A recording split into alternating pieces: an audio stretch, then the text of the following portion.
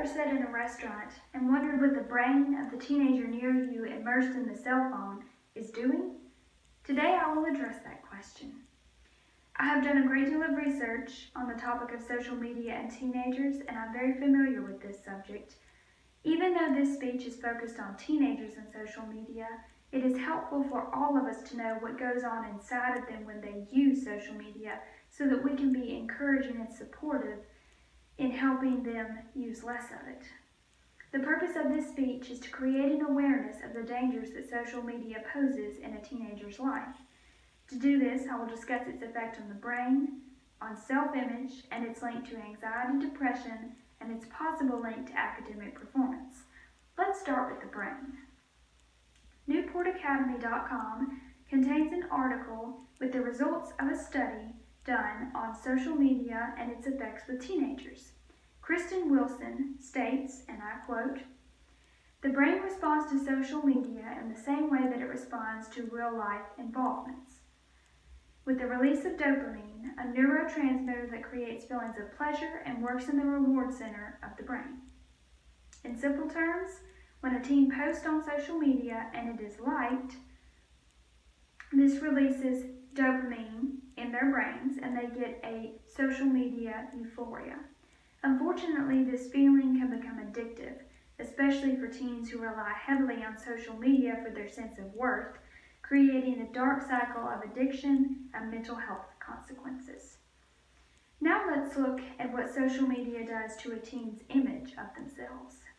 Teens are constantly scrolling social media, being inundated with other people's lives, and thus creating a 24/7 comparison game between other people's lives and their lives. I can testify to the fact that when I go through Facebook or Instagram and see what my friends and peers are doing, sometimes I come away feeling dissatisfied or even a little bit lonely because I'm comparing myself with them. Clarissa Silva, a behavioral scientist, conducted several personal interviews with social media users across a broad age range. Her findings were listed in an article on growingleaders.com. She found that 60% of social media users of many ages said that using social media lowered their self-esteem.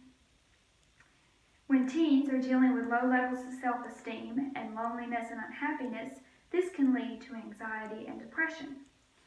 Childmind.org contains the 2018 Children's Mental Health Report. In this mental health report, it was found that a sample of over 450 youths, 11 to 17 years in age, 97% of them had social media accounts, and 47% of them were classified as being anxious. Suicide is also related to social media use, according to an article on Helio.com, which contains the results of studies done by Jamie Zelansky, a doctor and assistant professor at the University of Pittsburgh School of Medicine. She found that if a teenager spent 2 or more hours every day online using social media, they were more likely to have mental health consequences associated with depression and suicide risk factors. This fact is further supported by Jean Twenge, a psychology professor, in an article detailing her 2017 study found on the National Education Association website. She found that if teenagers spent 5 hours or sometimes more online, they were at a higher risk, a 71% higher risk, of having a risk factor associated with suicide than their peers who spent less than an hour a day.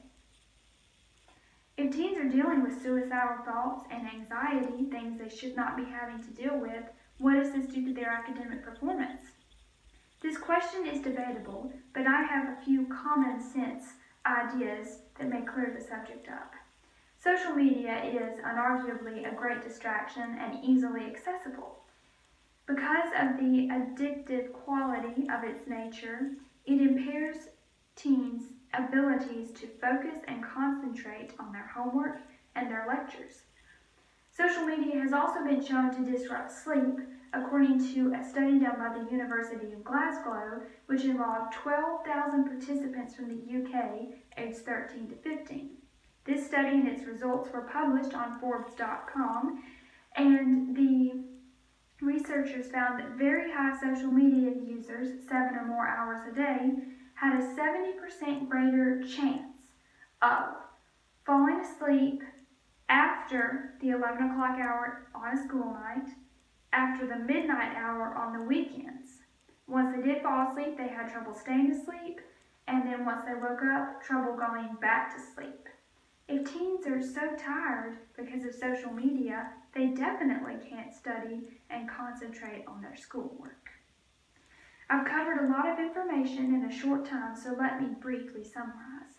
The purpose of my speech was to create an awareness of the dangers of social media in a teen's life by pointing out its negative effects on their brains, their self-image, and its link to depression and anxiety, and its possible link to academic performance.